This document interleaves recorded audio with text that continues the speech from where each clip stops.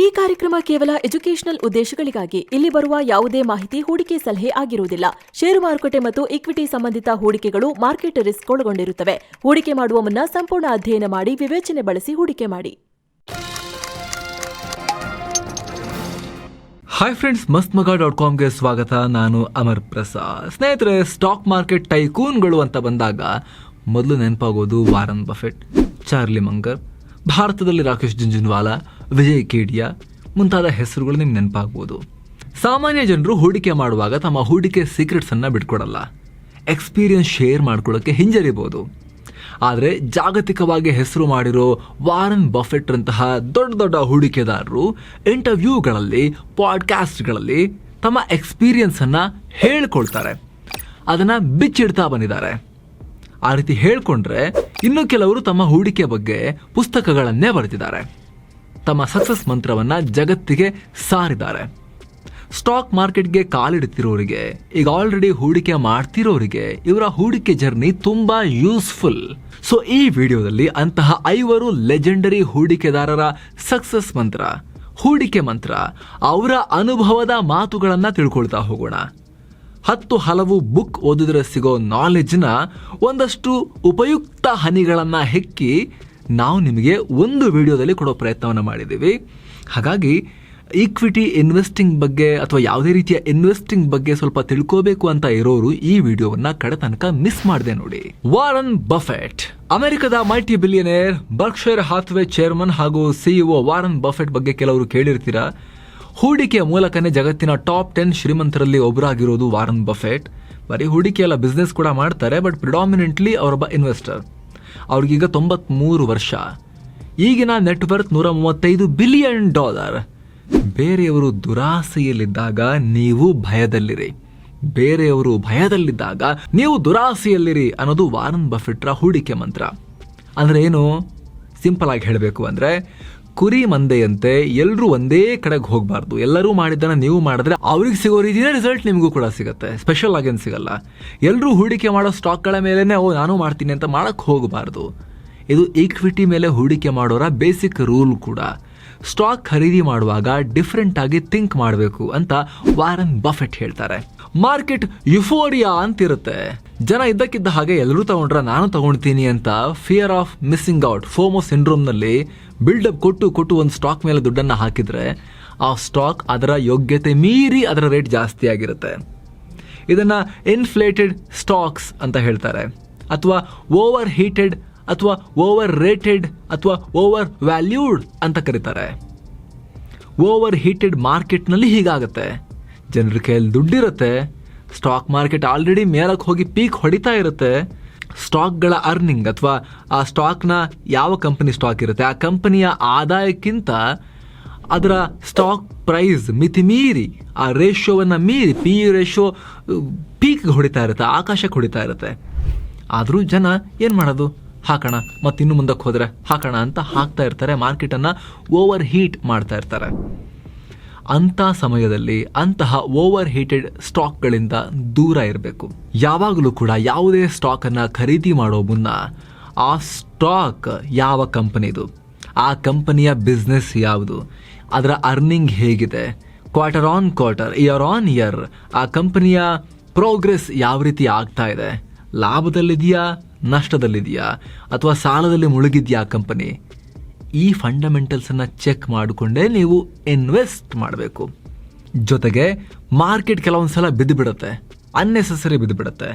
ಕೆಲವೊಂದು ಸಲ ಏನಾಗುತ್ತೆ, ಕೋವಿಡ್ ಬಂತು ಅಂತ ಬೀಳುತ್ತೆ. ಕೆಲವೊಂದು ಸಲ ಯಾವುದೊಂದು ಬ್ಯಾಂಕ್ ಮುಳುಗಡೆ ಆಯಿತು ಅಂತ ಹೇಳಿ ಇಡೀ ಮಾರ್ಕೆಟ್ ರೀಸನ್ಗಿಂತ ಜಾಸ್ತಿ ಒಂದು 2-3% ಅಷ್ಟೇ ಬೀಳಬೇಕಾಗಿರೋ ಕಡೆ 10%, 20%, 25% ಎಲ್ಲ ಬಿದ್ದುಬಿಡುತ್ತೆ. ಯಾಕಂದರೆ ಅವ್ರು ಸೇಲ್ ಮಾಡಿದ್ರೆ ನಾನು ಸೇಲ್ ಮಾಡ್ತೀನಿ, ಇವ್ರು ಸೇಲ್ ಮಾಡಿದ್ರೆ ನಾನು ಸೇಲ್ ಮಾಡ್ತೀನಿ, ಓಕೆ ಅಲ್ಲಿ ₹20 ಇರೋದೀಗ ₹18 ಬಂತ, ನಾಳೆ ₹15 ಹೋಗು, ನಾನು ಸೇಲ್ ಮಾಡ್ತೀನಿ ಅಂತ ಬಾಯಿ ಬಂದಿದ್ದ ರೇಟಿಗೆ ಎಲ್ಲರೂ ಮಾರಕ್ಕೆ ಮುಂದಾಗ್ತಾರೆ.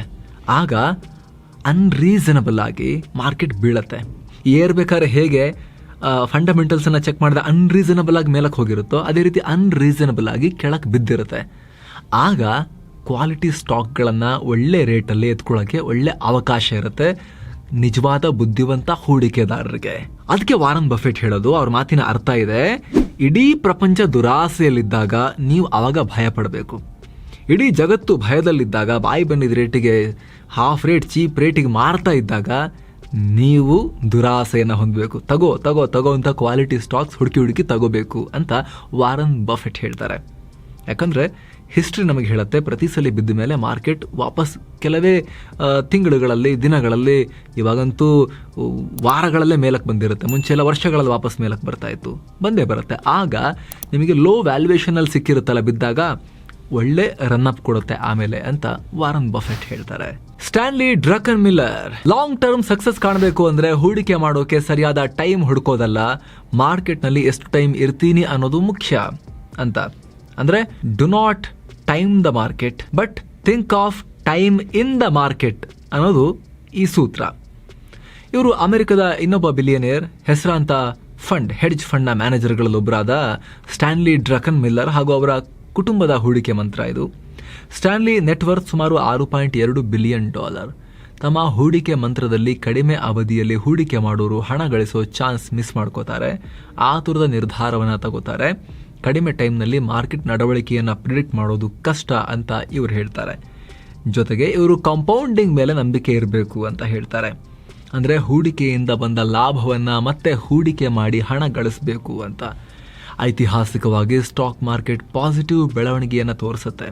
ಲಾಂಗ್ ಟರ್ಮ್ನಲ್ಲಿ ಹೂಡಿಕೆ ಮಾಡುವಾಗ ಮಧ್ಯ ಬರೋ ಮಾರ್ಕೆಟ್ ಚಂಚಲತೆ ಬಗ್ಗೆ, ಫ್ಲಕ್ಚುಯೇಷನ್ ಬಗ್ಗೆ ತಲೆ ಕೆಡಿಸ್ಕೊಳ್ಬೇಕಾಗಿಲ್ಲ ಅನ್ನೋದು ಡ್ರಕನ್ ಮಿಲ್ಲರ್ ಫ್ಯಾಮಿಲಿಯ ಹೂಡಿಕೆ ಸೀಕ್ರೆಟ್. ಇನ್ನು ಈ ವಿಡಿಯೋದಲ್ಲಿ ಮುಂದೆ ನಾವು ಹೇಳ್ತಾ ಹೋಗುವಂತ ಮಾರ್ಕೆಟ್ ಟೈಕೂನ್ಗಳು ಕೂಡ ವೆರಿ ವೆರಿ ಇಂಪಾರ್ಟೆಂಟ್ ಪಾಠಗಳನ್ನ ಹೇಳಿದ್ದಾರೆ.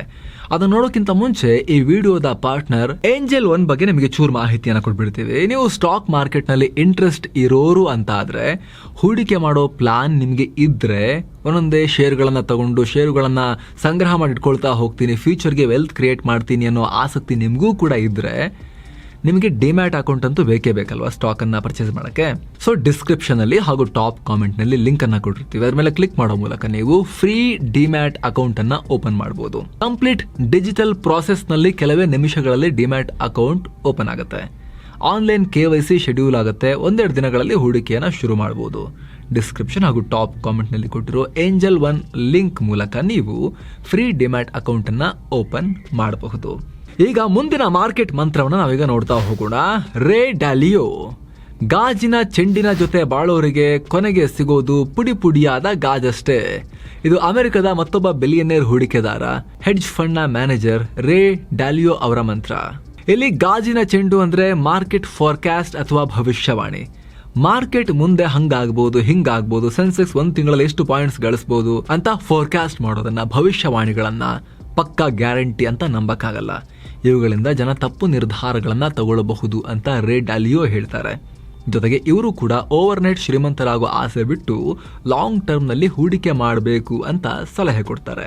ಇಲ್ಲ ಅಂತ ಹೇಳಿದ್ರೆ, ಗಾಜಿನ ಬಾಲ್ ಮುಂದೆ ಕೂತ್ಕೊಂಡು ಭವಿಷ್ಯವಾಣಿ ನುಡಿತೀವಿ ಅಂತ ಕೂತ್ಕೊಂಡ್ರೆ ಮಾರ್ಕೆಟ್ ಬಿದ್ದಾಗ ಗಾಜು ಕೂಡ ಪುಡಿ ಪುಡಿ ಆಗತ್ತೆ, ನಿಮ್ಮ ಬಾಲ್ ಕೂಡ ಬೀಳುತ್ತೆ, ಪುಡಿ ಪುಡಿ ಆಗತ್ತೆ, ಗಾಜಿನ ಪುಡಿ ಮಾತ್ರ ಉಳಿದಿರುತ್ತೆ ಅನ್ನೋ ಅರ್ಥದಲ್ಲಿ ಇವರು ಈ ಮಾರ್ಕೆಟ್ ಮಂತ್ರವನ್ನ ಹೇಳಿದ್ದಾರೆ.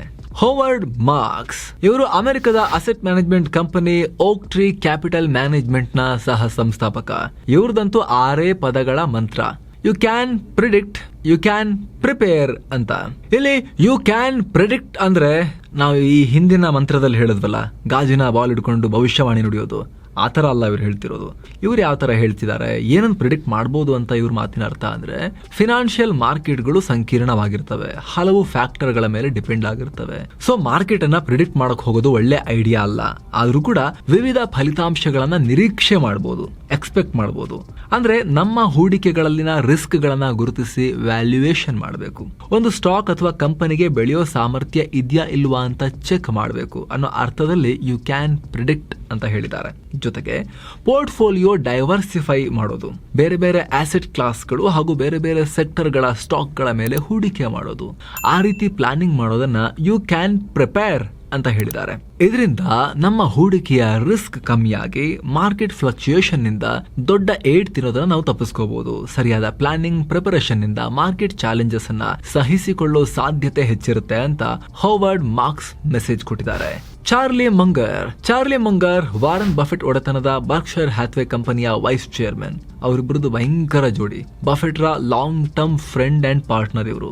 ಇವರ ಹೂಡಿಕೆ ಮಂತ್ರ ಏನು ಅಂತ ಹೇಳಿದ್ರೆ, ಹಣ ಇರೋದು ಸ್ಟಾಕ್ ಗಳನ್ನ ಖರೀದಿ ಮಾಡೋದು ಮತ್ತು ಮಾರಾಟ ಮಾಡೋದ್ರಲ್ಲ, ಮಾರ್ಕೆಟ್ ನಲ್ಲಿ ಇದ್ದುಕೊಂಡು ವೆಯ್ಟ್ ಮಾಡೋದ್ರಲ್ಲಿ ಹಣ ಇದೆ. ಒಳ್ಳೆ ಕ್ವಾಲಿಟಿ ಸ್ಟಾಕ್ಸ್ ಅನ್ನ, ಫ್ಯೂಚರ್ ಇರುವಂತ ಕಂಪನಿಗಳ ಕ್ವಾಲಿಟಿ ಮ್ಯಾನೇಜ್ಮೆಂಟ್ ಇರೋ ಸ್ಟಾಕ್ಸ್ ಅನ್ನ, ಫ್ಯೂಚರ್ ಗ್ರೋತ್ ಪಾಸಿಬಿಲಿಟಿ ಇರೋ ಬಿಸ್ನೆಸ್ ನಲ್ಲಿರೋ ಕಂಪನಿಯ ಸ್ಟಾಕ್ ಅನ್ನ ಖರೀದಿ ಮಾಡಿ ಇಟ್ಕೊಂಡ್ಬಿಡ್ಬೇಕು. ಅವಕಾಶ ಸಿಕ್ಕಾಗ್ಲೆಲ್ಲ ಅದನ್ನ ಖರೀದಿ ಮಾಡಿ ಇಟ್ಕೊಳ್ತಾನೇ ಹೋಗಬೇಕು. ಮಾರ್ತಾ ಕೂರ್ಬಾರ್ ಚುಚ್ಚೂರು ಲಾಭ ಬಂದ ತಕ್ಷಣ, ಆಗ ದುಡ್ಡಾಗತ್ತೆ ಅಂತ ಇವ್ರು ಹೇಳ್ತಾರೆ. ಈ ಮಂತ್ರ ಕೂಡ ಹೆಚ್ಚು ಕಮ್ಮಿ ಡ್ರಕನ್ ಮಿಲ್ಲರ್ ಮಂತ್ರ ತರನೇ ಇದೆ. ಲಾಂಗ್ ಟರ್ಮ್ ವಿಷನ್ ಇಟ್ಕೊಂಡು ಹೂಡಿಕೆ ಮಾಡಿ ಸಮಾಧಾನದಿಂದ ಇರಬೇಕು. ನಾವು ಮಾಡಿರೋ ಇನ್ವೆಸ್ಟ್ಮೆಂಟ್ಗೆ ಅಥವಾ ಖರೀದಿಗೆ ನಾವು ಕಮಿಟ್ ಆಗಿರಬೇಕು ಅಂತ ಹೇಳ್ತಾರೆ. ಯಾಕಂದ್ರೆ ಶಾರ್ಟ್ ಟರ್ಮ್ ನಲ್ಲಿ ಈಕ್ವಿಟಿ ಮಾರ್ಕೆಟ್ ಯಾವಾಗ್ಲೂ ವಾಲಟೈಲ್ ಇರುತ್ತೆ, ಮೇಲೆ ಕೆಳಗೆ ಆಗೋದೆಲ್ಲ ಆಗ್ತಾ ಇರುತ್ತೆ.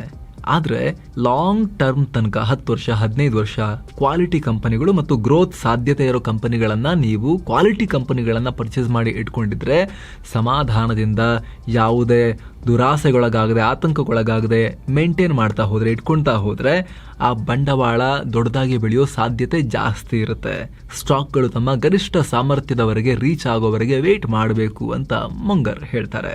ಜೊತೆಗೆ ಈ ವಾರನ್ ಬಫೆಟ್ ಅವರಾಗಿರ್ಲಿ ಅಥವಾ ಚಾರ್ಲಿ ಮುಂಗರ್ ಅವರಾಗಿರ್ಲಿ ಅಥವಾ ಇಲ್ಲಿ ಟೈಟನ್ ನಲ್ಲಿ ಹೂಡಿಕೆ ಮಾಡಿ ಭಯಂಕರ ಶ್ರೀಮಂತರಾದ ರಾಕೇಶ್ ಜುಂಜುನ್ವಾಲಾ ಅವರಾಗಿರ್ಲಿ, ಅವರು ಅವರ ಕಾಲದಲ್ಲಿ ಬೆಳೆಯುವ ಮರಗಳನ್ನ ಮೊಳಕೆಯಲ್ಲೇ ಪತ್ತೆ ಹಚ್ಚಿ ಅವುಗಳನ್ನ ಅವ್ರದ್ದು ಮಾಡ್ಕೊಂಡ್ರು, ಪರ್ಚೇಸ್ ಮಾಡಿ ಇಟ್ಕೊಂಡ್ರು. ಮರ ಆದಾಗ ಅವರಿಗೆ ಮೊಳಕೆ ಕಾಳು ರೇಟಿಗೆ ಅವ್ರು ತಗೊಂಡಿದ್ರು, ಈಗ ಮರನೇ ಸಿಕ್ತವ್ರಿಗೆ ಅಲ್ವಾ. ಹಾಗಂತ ಅವ್ರ ಪೋರ್ಟ್ಫೋಲಿಯೋ ನೋಡಿಕೊಂಡು ನಾವು ಇವಾಗ ಆ ಸ್ಟಾಕ್ಗಳ ಮೇಲೆ ಹೂಡಿಕೆ ಆದರೆ ಮರ ಇನ್ನೇನು 10 ಪಟ್ಟು ಬೆಳೀತದ? ಮರ ಆಗಿರೋ ಮರ ಇಲ್ಲ. ಆಮೇಲೆ ಹಣ್ಣಷ್ಟೇ ಕೊಡೋದು, ಆವ್ರೇಜ್ ಗ್ರೋತ್ ಅಷ್ಟೇ ಕೊಡ್ಬೋದು. ಹಾಗಾಗಿ ಅಷ್ಟು ಸುಲಭದ ಕೆಲಸ ಅಲ್ಲ. ಅವ್ರ ಸ್ಟಾಕ್ ಪೋರ್ಟ್ಫೋಲಿಯೋ ನೋಡ್ಕೊಂಡು ನಾನು ಮಾಡ್ಬಿಡ್ತೀನಿ ಇವಾಗ ಅಂದರೆ ಅದು ಯೂಸ್ ಆಗ್ಲಿಕ್ಕಿಲ್ಲ. ಅವರು 20 ವರ್ಷಗಳ ಹಿಂದೆ ತಗೊಂಡಿರೋ ಸ್ಟಾಕ್, ಆಲ್ರೆಡಿ ಬೆಳೆದ ಹೆಮ್ಮರ ಆಗಿ ಹೋಗಿರೋ ಸ್ಟಾಕ್ ಮತ್ತೆ ನಿಮಗೆ ಇನ್ನೊಂದು 20 ಅಡಿ 30 ಅಡಿ ಎತ್ತರ ಬೆಳೆಯುತ್ತೆ ಅಂತ ಹೇಳೋಕ್ಕಾಗಲ್ಲ. ಅದಾದಮೇಲೆ ಆವ್ರೇಜ್ ಗ್ರೋತ್ ಕೊಡ್ತಾ ಅಂದರೆ ಹಣ್ಣು ಕೊಡ್ತಾ ಹೋಗೋ ಮರ ಆಗಿ ಹೋಗಿರುತ್ತೆ. ಸೊ ನೀವು ಕೂಡ ಹೂಡಿಕೆ ಮಾಡೋರು ಆ ರೀತಿ ಭಯಂಕರ ಗ್ರೋತ್ ಬೇಕು ಅಂತ ಹೇಳಿದ್ರೆ ಈಗ ತಾನೇ ಬೆಳೆಯೋಕೆ ಶುರುವಾಗಿರೋ, ಆದರೆ ಕ್ವಾಲಿಟಿ ಮ್ಯಾನೇಜ್ಮೆಂಟ್ ಮತ್ತು ಗ್ರೋತ್ ಸೆಕ್ಟರ್ನಲ್ಲಿ ಕೆಲಸ ಮಾಡ್ತಿರೋದು ಹಾಗೂ ಒಳ್ಳೆ ಬಿಸ್ನೆಸ್ ಐಡಿಯಾ ಮತ್ತು ಸೆಟಪ್ನೊಂದಿಗೆ ಬೆಳೀತಾ ಇರೋ ಕಂಪನಿಗಳ ಮೇಲೆ ಹೂಡಿಕೆ ಮಾಡಿದ್ರೆ, ಸ್ಮಾಲ್ ಕ್ಯಾಪ್ ಮಿಡ್ ಕ್ಯಾಪ್ ಹೂಡಿಕೆ ಮಾಡಿದ್ರೆ ನೆಕ್ಸ್ಟ್ ಅದು ಲಾರ್ಜ್ ಕ್ಯಾಪ್ ಆದಾಗ ಭಯಂಕರ ಲಾಭ ಸಿಗೋ ಸಾಧ್ಯತೆ ಇರುತ್ತೆ. ಬಟ್ ಅದರಲ್ಲಿ ಅಷ್ಟೇ ರಿಸ್ಕ್ ಇರುತ್ತೆ. ಇವರೆಲ್ಲ ರಿಸ್ಕ್ ತಗೊಂಡವ್ರೆ, ಬಟ್ ತುಂಬ ಯೋಚನೆ ಮಾಡಿ ಕ್ಯಾಲ್ಕುಲೇಟೆಡ್ ರಿಸ್ಕ್ ಅನ್ನ ತಗೊಂಡವರು. ಇಲ್ಲ ನಂಗೆ ಅಷ್ಟೆಲ್ಲ ರಿಸ್ಕ್ ತಗೊಳ್ಳೋ ಸಾಮರ್ಥ್ಯ ಇಲ್ಲ ಅಂತ ಹೇಳಿದ್ರೆ ಮಿಡ್ ಮತ್ತು ಸ್ಮಾಲ್ ಕ್ಯಾಪ್ನ ಸ್ಟಾಕ್ ತಗೊಂಡು ಕೈ ಸುಟ್ಕೊಳ್ಳೋದ್ರ ಬದಲಿಗೆ ಕಾಲಕ್ಕೆ ಅಡ್ಜಸ್ಟ್ ಮಾಡೋಕೆ ಗೊತ್ತಾಗಲ್ಲ ಅಂತ ಹೇಳಿದ್ರೆ ಮಿಡ್ ಮತ್ತು ಸ್ಮಾಲ್ ಕ್ಯಾಪ್ನ ಮ್ಯೂಚುವಲ್ ಫಂಡ್ಗಳನ್ನು ಬೈ ಮಾಡ್ಬೋದು. ಮಿಡ್ ಆ್ಯಂಡ್ ಸ್ಮಾಲ್ ಕ್ಯಾಪಲ್ಲೇ ಹೂಡಿಕೆ ಆಗ್ತಿರುತ್ತೆ, ಮುಂದೆ ದೊಡ್ಡದಾಗಿ ಬೆಳೆಯೋ ಕಂಪನಿಗಳಲ್ಲೇ ಹೂಡಿಕೆ ಆಗ್ತಾ ಇರುತ್ತೆ. ಆದರೆ ಅದರ ಮ್ಯಾನೇಜ್ಮೆಂಟನ್ನು ಫಂಡ್ ಮ್ಯಾನೇಜರ್ ಮಾಡ್ತಿರ್ತಾರೆ, ಮ್ಯೂಚುವಲ್ ಫಂಡ್ ಕಂಪನಿಯವರು ಮಾಡ್ತಿರ್ತಾರೆ. ಅದು ಇನ್ನೊಂದು ವಿಧಾನ. ಅವರಿಗೊಂಚೂರು ಎಕ್ಸ್ಪೆನ್ಸ್ ರೇಷಿಯೋ ಅಂತಿರುತ್ತೆ, 0.5%, 0.86%, 0.1% ತನಕ ಈ ರೀತಿ ಅವ್ರದ್ದು ಚಾರ್ಜಸ್ ಇರುತ್ತೆ. ಕೆಲವು ಸಲ 0.1%ಗಿಂತ ಮೇಲೂ ಇರ್ಬೋದು ಅವ್ರ ಚಾರ್ಜಸ್ ಇರುತ್ತೆ. ಅದು ಅವ್ರು ತೊಗೊಳ್ತಾರೆ. 25%, 30% ಈ ರೀತಿ ಎಲ್ಲ ಗ್ರೋತ್ ಕೊಡ್ತಿರೋ ಫಂಡ್ಗಳು ಕೂಡ ಇದ್ದಾವೆ. ಆ ಮೆಥಡನ್ನು ಯೂಸ್ ಮಾಡ್ಬೋದು. ಇಲ್ಲ ನನಗೆ ಸ್ಮಾಲ್ ಮಿಡ್ಗಳ ಸವಾಸನೆ ಬೇಡ, ಚೂರು ಇಸ್ತಾವಳಕ್ಕೆ ರೆಡಿ ಇಲ್ಲ, ನನಗೆ ಮೊಳಕೆ ಮರ ಆಗೋ ತನಕ ಎಲ್ಲ ನನಗೆ ಅಷ್ಟೆಲ್ಲ ಬೇಕಾಗಿಲ್ಲ, ನನಗೆ ಅಷ್ಟು ದೊಡ್ಡದೆಲ್ಲ ರಿಟರ್ನ್ ಸಿಗೋ ಸಾಧ್ಯತೆಯೂ ಬೇಡ, ಅಷ್ಟು ರಿಸ್ಕು ಬೇಡ, ನನಗೆ ಆ ಮೊಳಕೆ ಮೇಲೆಲ್ಲ ಕಾಲಿಟ್ಟು ಹೋಗಿ ಪಚಕಾಗ್ಬಿಟ್ರೆ ಏನು ಮಾಡೋದು ಅಲ್ವಾ. ಅದು ಯಾವುದು ಬೇಡ ನನಗೆ ಆಲ್ರೆಡಿ ಗಟ್ಟಿಮುಟ್ಟಾಗಿ ಬೆಳೆದು ನಿಂತಿರೋ ಮರನೇ ಬೇಕು. ನಾನು ದುಡ್ಡು ಜಾಸ್ತಿ ಕೊಟ್ಟು ಆ ಮರ ತಗೊಳ್ಳೋಕ್ಕೂ ರೆಡಿ ಇದ್ದೀನಿ, ಅದು ನನಗೆ ನಿಯತ್ತಾಗಿ ಹಣ್ಣು ಕೊಡ್ತಾ ಹೋದರೆ ಸಾಕು, ಆ ಥರದ್ದು ಮಾಡ್ತೀನಿ ಅಂತ ಹೇಳಿದ್ರೆ ಲಾರ್ಜ್ ಕ್ಯಾಪ್ ಸ್ಟಾಕ್ಸಲ್ಲಿ ಹೂಡಿಕೆ ಮಾಡ್ಬೋದು. ಅಲ್ಲೂ ಕೂಡ ನಿಮಗೆ ಸೆಲೆಕ್ಷನ್ ಮಾಡೋಕೆ ಅಷ್ಟೊಂದು ಐಡಿಯಾ ಇಲ್ಲ, ಆಗಾಗ ಬ್ಯಾಲೆನ್ಸ್ ಮಾಡೋಕೆ ರೀಬ್ಯಾಲೆನ್ಸಿಂಗ್ ಮಾಡೋಕೆ ಐಡಿಯಾ ಇಲ್ಲ ಅಂತ ಹೇಳಿದ್ರೆ ನೀವು ಲಾರ್ಜ್ ಕ್ಯಾಪ್ ಮ್ಯೂಚುವಲ್ ಫಂಡ್ಗಳಲ್ಲಿ ದುಡ್ಡನ್ನು ಹಾಕ್ಬೋದು. ಮ್ಯೂಚುವಲ್ ಫಂಡ್ ಇನ್ವೆಸ್ಟಿಂಗಲ್ಲೇ ಅಥವಾ ಈಕ್ವಿಟಿ ಇನ್ವೆಸ್ಟಿಂಗಲ್ಲೇ ಸೇಫೆಸ್ಟ್. FD ಅಷ್ಟು ಸೇಫ್ ಅಲ್ಲ, ಈಕ್ವಿಟಿ ಯಾವತ್ತೂ ಕೂಡ ಶಾರ್ಟ್ ಟರ್ಮ್ನಲ್ಲಿ ಮೇಲೆ ಕೆಳಗೆ ಆಗ್ತಾನೆ ಇರುತ್ತೆ. ಬಟ್ ಈಕ್ವಿಟಿ ಇನ್ವೆಸ್ಟಿಂಗ್ನಲ್ಲೇ ಇರೋದ್ರಲ್ಲೇ ಸೇಫೆಸ್ಟ್ ಅಂತ ಹೇಳಿದ್ರೆ ಲಾರ್ಜ್ ಕ್ಯಾಪ್ ಮ್ಯೂಚುವಲ್ ಫಂಡ್ಗಳು.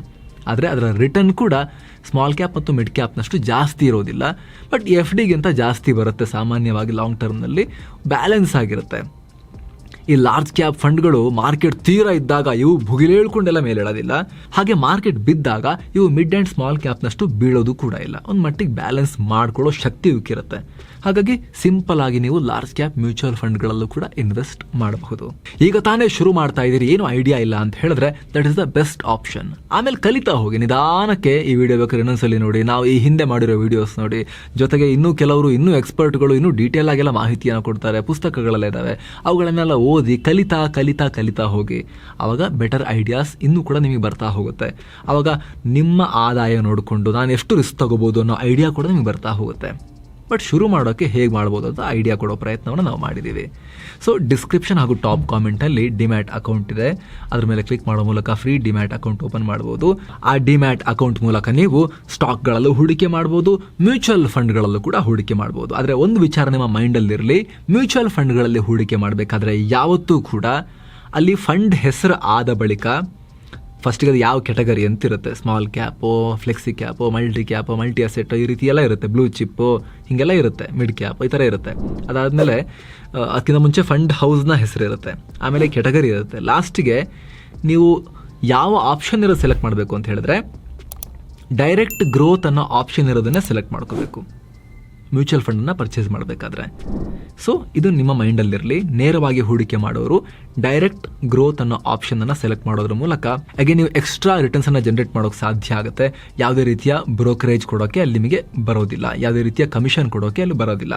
ನೆನಪಿರಲಿ, ಮ್ಯೂಚುವಲ್ ಫಂಡ್ ಇನ್ವೆಸ್ಟ್ ಮಾಡಬೇಕಾದ್ರೆ ಡೈರೆಕ್ಟ್ ಗ್ರೋತ್ ಅನ್ನೋ ಆಪ್ಷನ್ ಇರೋದನ್ನು ಸೆಲೆಕ್ಟ್ ಮಾಡ್ಕೊಳ್ಳಿ. ಇಲ್ಲಾಂದರೆ ಪ್ರತಿ ಫಂಡ್ದು ಕೂಡ 3 ಆಪ್ಷನ್ ಇರುತ್ತೆ. ಡೈರೆಕ್ಟ್ ಗ್ರೋತ್, ರೆಗ್ಯುಲರ್ ಗ್ರೋತ್, ಆಮೇಲೆ ಡಿವಿಡೆಂಡ್ ಡಿಸ್ಟ್ರಿಬ್ಯೂಷನ್, ಈ ರೀತಿದೆಲ್ಲ ಇರುತ್ತೆ, IDCV ಈ ಥರದೆಲ್ಲ ಇರುತ್ತೆ. ನೀವು ಡೈರೆಕ್ಟ್ ಗ್ರೋತ್ ಅನ್ನೋ ಆಪ್ಷನನ್ನೇ ಸೆಲೆಕ್ಟ್ ಮಾಡ್ಕೊಳ್ಳಿ. ಡಿಸ್ಕ್ರಿಪ್ಷನ್ ಹಾಗೂ ಟಾಪ್ ಕಾಮೆಂಟಲ್ಲಿ ಫ್ರೀ ಡಿಮ್ಯಾಟ್ ಅಕೌಂಟ್ನ ಲಿಂಕ್ ಇದೆ. Thank you so much. ಮತ್ತೆ ಭೇಟಿ ಆಗ್ತಿರೋಣ. ನಮಸ್ತೆ.